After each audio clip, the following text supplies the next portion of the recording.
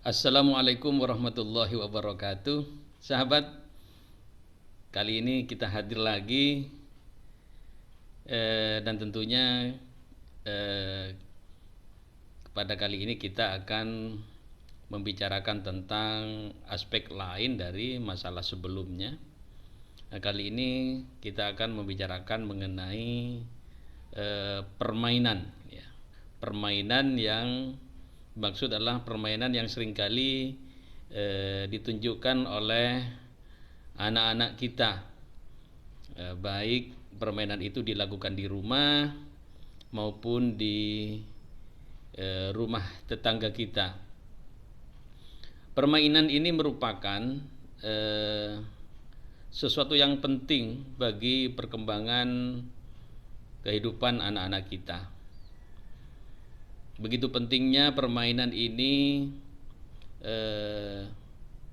yang bisa dilakukan oleh anak-anak kita, menunjukkan bahwa anak-anak kita dalam kehidupan sehari-hari itu tidak pernah lepas dari yang namanya permainan. Entah apapun bentuk permainan itu sendiri bagi anak-anak. Anak-anak ketika libur sekolah umpamanya seringkali pamit kepada orang tua untuk bermain ke rumah teman, dan itu hampir seluruh waktu digunakan hanya untuk bermain dengan teman-teman sebayanya di suatu tempat yang mungkin sudah disepakati bersama untuk melakukan suatu permainan bagi anak. Banyak hal yang positif dalam permainan itu sendiri bagi anak, terutama dalam aspek perkembangan yang dihadapi oleh anak itu sendiri. Yang pertama, ada fungsi kognitif dari permainan itu sendiri terhadap diri anak. Pada fungsi ini, permainan dapat meningkatkan kemampuan anak untuk melakukan identifikasi terhadap hal-hal yang ada di sekitarnya, menyangkut hal apa yang dijadikan permainan pada waktu itu. Anak sudah mulai mampu mengidentifikasi hal-hal seumpamanya satu alat yang akan digunakan untuk bermain, apakah alat tersebut aman atau tidak untuk digunakan untuk bermain. Apakah alat itu cepat rusak atau tidak ketika digunakan untuk bermain.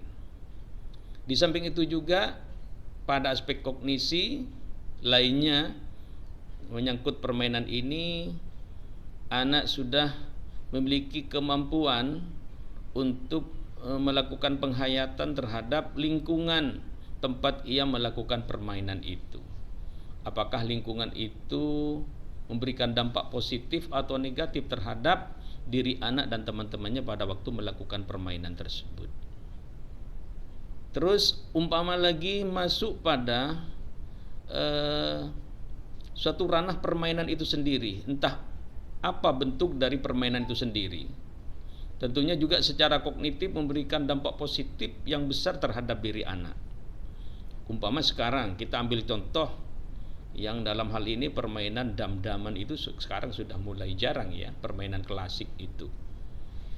Pada kondisi ini anak tentunya terangsang untuk berpikir keras bagaimana pertama dari permainan dam-daman ini bisa mengalahkan rivalnya ketika melakukan dam-daman itu.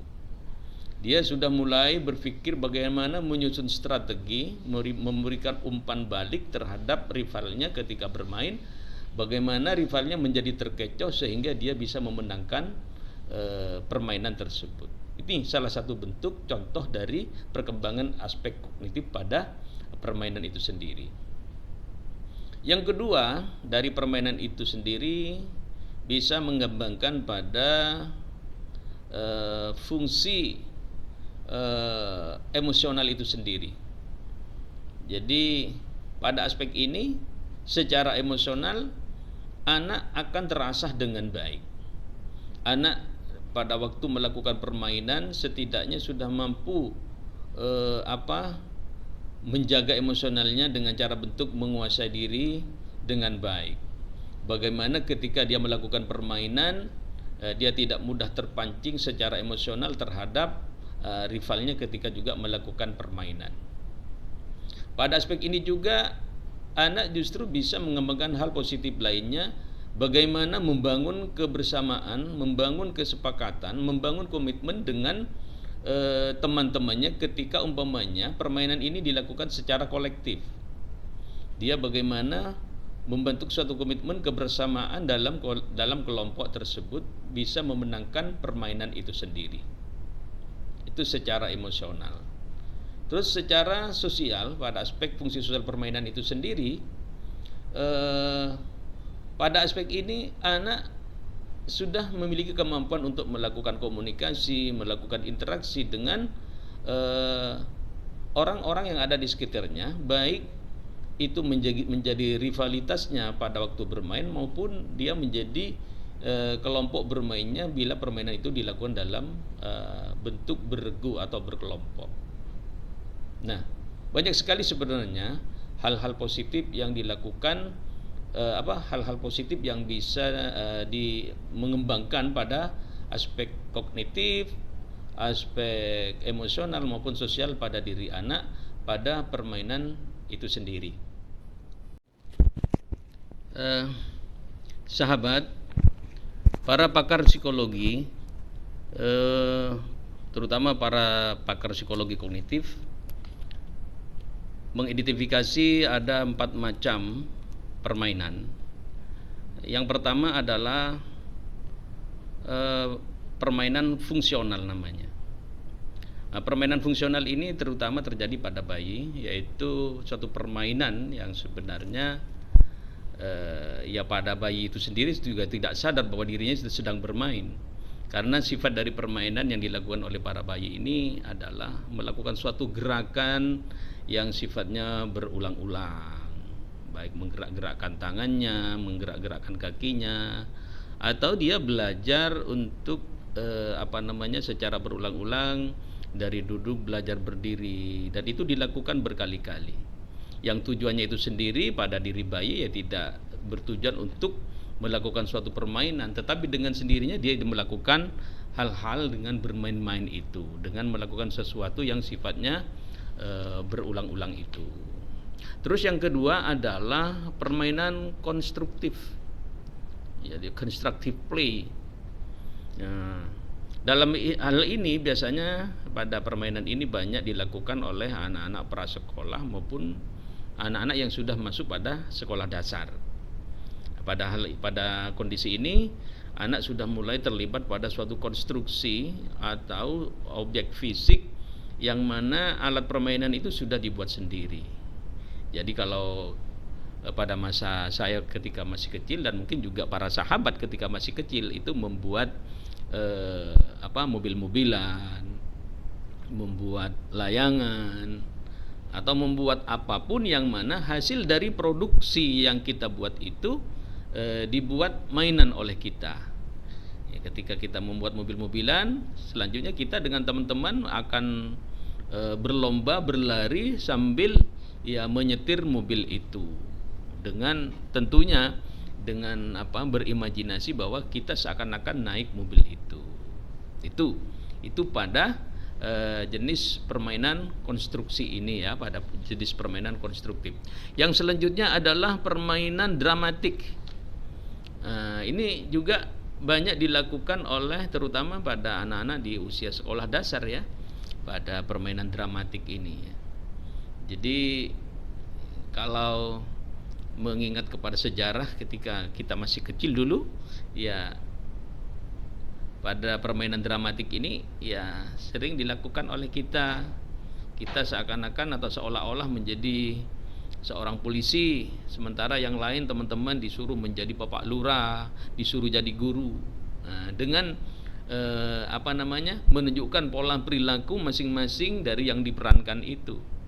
Walaupun umpama nanti ada yang perankan itu ya tidak sama persis dengan apa yang diperankan itu, tetapi kemampuan kita ketika masih kecil dengan permainan dramatik ini sudah menunjukkan tentang perkembangan kita pada aspek kognisi, pada aspek emosi dan aspek sosialnya juga.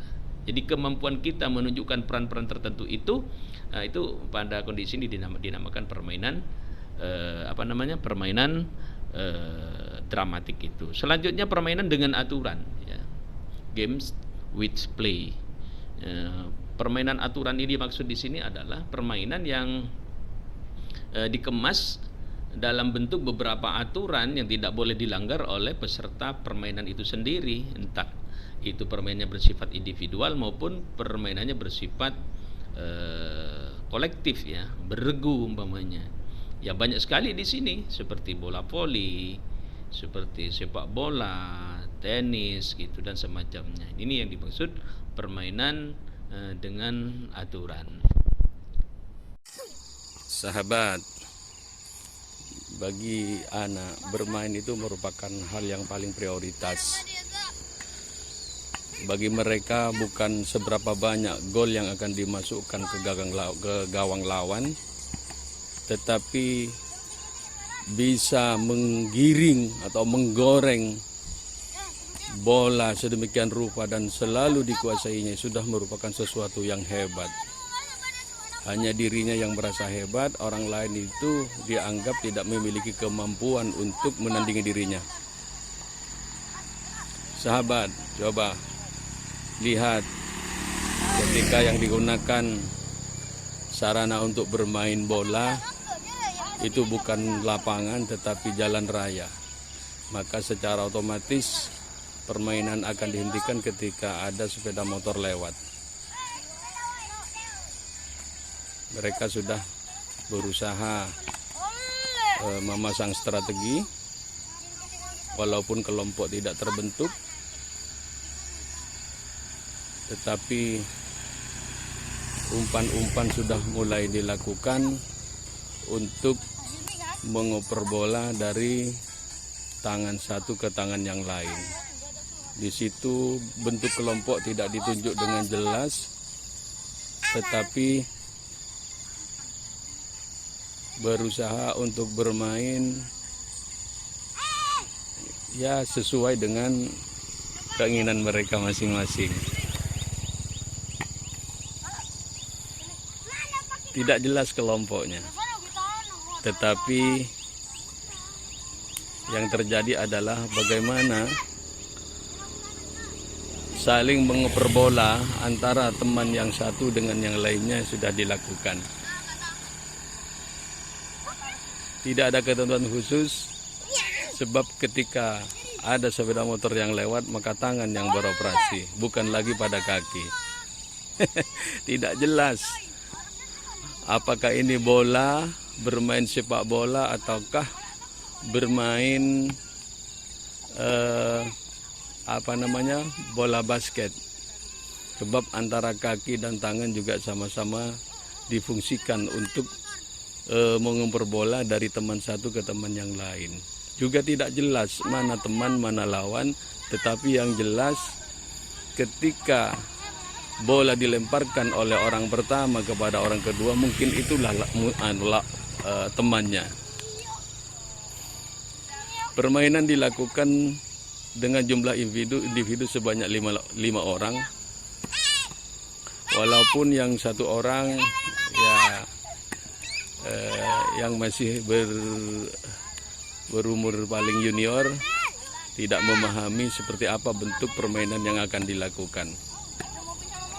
Oh, ternyata di sini bermain bola jenisnya adalah bermain hukuman. Jadi satu orang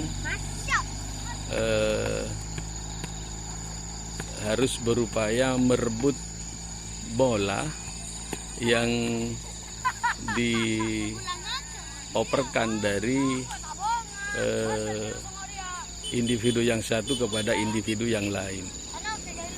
Jadi tidak tahu apa nama permainan ini, tetapi yang jelas alatnya adalah bola.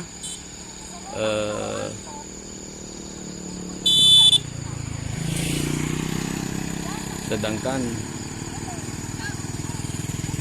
bentuk permainannya adalah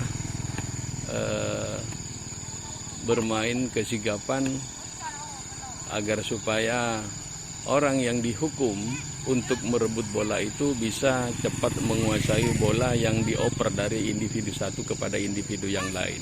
Coba bayangkan, lihat teman-teman. Jadi di situ walaupun tidak terstruktur dan tidak konsentrasi untuk mengoperkan bola sehingga mudah direbut oleh salah satu personil yang dihukum, di situ sangat jelas bahwa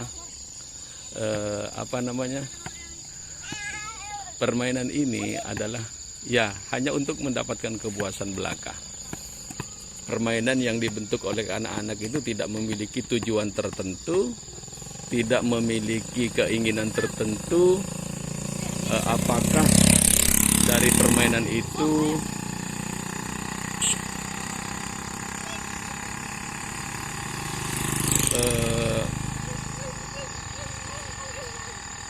ada menang atau kalah? Yang ada hanyalah bagaimana dari permainan ini ada keindahan tersendiri, ada kesenangan tersendiri, ada kebahagiaan tersendiri di dalam melakukan permainan tersebut.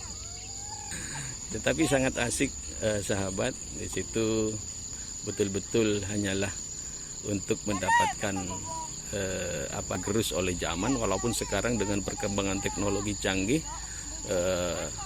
di antara anak-anak sudah banyak yang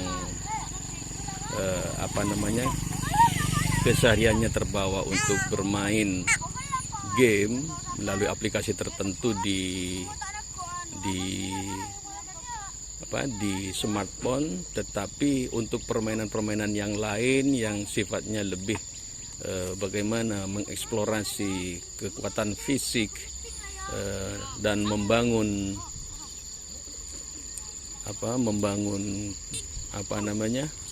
kebersamaan dalam suatu kelompok, mengasah kecerdasan dan mengelola emosi ketika bermain, di sini nampaknya masih bisa dijumpai dalam permainan tradisional ini. Pada aspek kognitif ya, secara kognitif sebenarnya dari permainan ini juga bagaimana masing-masing personal dalam suatu permainan ini berusaha untuk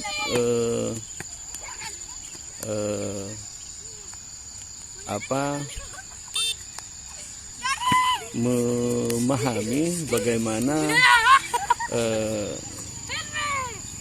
kekuatan lawan, bagaimana juga kelemahan pada diri orang yang dihukum, sehingga juga pada masing-masing personal yang berusaha mengoperkan bola antara personal yang satu ke personal yang lain, di situ memakai strategi tertentu untuk bagaimana bola yang dioper itu tidak mudah direbut oleh teman yang dihukum itu. Jadi memang memerlukan kecerdasan tersendiri, kemampuan berpikir sendiri bagaimana melakukan operan bola itu tidak mudah direbut oleh teman yang dihukum itu. Kedua, secara emosional di sini sangat kelihatan sekali bagaimana terutama bagi personal yang dihukum untuk merebut bola itu betul-betul memiliki kemampuan juga untuk mengelola emosinya agar supaya tetap tidak terpancing, sehingga konsentrasi untuk merebut bola itu sedapat mungkin bisa didapatkan dengan cepat. Secara sosial, di sini memang sangat kelihatan sekali bahwa antara personal yang menghukum untuk mengoper bola dari tangan satu ke tangan yang lain itu membutuhkan kekompakan, kebersamaan antara personal yang satu dengan yang lainnya. Walaupun sebenarnya dalam permainan ini, sahabat, itu tidak ada regu ya, tidak ada regu tidak ada regu satu atau regu dua yang berupaya untuk bagaimana mengalahkan regu yang satu kepada regu yang lain, tetapi tidak, di sini lebih pada bagaimana antara personal yang menghukum di situ terdiri dari beberapa orang untuk menghukum personal yang satu untuk merebut bola yang dipermainkan atau yang dioper antara personal yang satu dengan personal yang lain. Mungkin itu ya sahabat, salah satu mungkin contoh permainan tradisional yang hingga kini masih ada, yang di situ juga terdapat aspek pada aspek kognitif ya, pengembangan kognitif, emosi maupun sosial yang nampaknya perlu sampai kapanpun ini perlu dikembangkan dan dipertahankan, sebab dampaknya sangat positif bagi anak-anak kita. Sahabat sekalian, itu ya mungkin beberapa contoh mengenai permainan yang kita lihat, yang sebenarnya permainan ini sudah lebih mengarah kepada permainan-permainan pada situasi sekarang ya, yang lebih banyak dipengaruhi oleh perkembangan teknologi. Jauh sekali dengan bentuk-bentuk permainan yang terjadi pada masa kita sejak kecil dulu, yang sangat jauh dari perkembangan teknologi. Tapi tentunya secara umum, secara psikologis, permainan yang bersifat klasik pada waktu kita masih kecil dan permainan-permainan yang dilakukan oleh anak-anak zaman sekarang yang sudah lebih berbau teknologi, perkembangan teknologi, hasil dari perkembangan teknologi itu sendiri, tetapi secara psikologis pada aspek fungsi kognitif, fungsi emosional dan fungsi sosial itu tidak jauh berbeda. Saya kira tetap sama dalam masalah hal itu. Hanya peralatan, hanya objek dari permainan itu sendiri dan bentuk permainan itu sendiri yang berubah. Mungkin itu ya para sahabat yang bisa kita bicarakan mengenai permainan pada pertemuan kali ini. Kurang lebihnya mohon maaf kalaupun ada semacam koreksi, ada semacam sesuatu yang perlu diluruskan. Saya mohon teman-teman bisa memberikan koreksinya terhadap kupasan ini agar supaya menjadi suatu pembahasan yang lebih konstruktif mengenai hal-hal yang lebih berbau psikologi ini. Mungkin itu yang bisa kita sampaikan, kurang lebihnya mohon maaf. Wassalamualaikum warahmatullahi wabarakatuh.